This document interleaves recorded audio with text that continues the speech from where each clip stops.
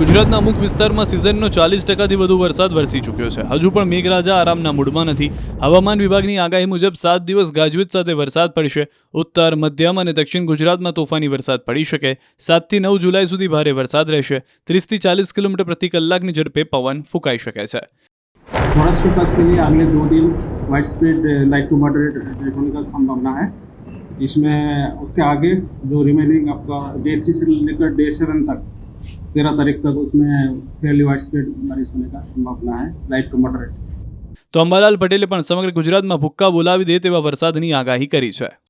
તારીખ લગભગ 10ની આસપાસ આપણને બીજી સિસ્ટમ આપશે અને તારીખ 12 સુધીમાં પુનઃ ભારે વરસાદ થવાની શક્યતા છે. લગભગ 2 ઇંચ 3 ઇંચ 4 ઇંચ અને કેટલાકમાં 8 ઇંચ અને કોઈ ભાગમાં 10 ઇંચ જેવો વરસાદ ખાબકી શકતા પુનઃ નીચાણવાળા ભાગોમાં જનધને કાળજી રાખવાની ઈષ્ટ જરૂર છે.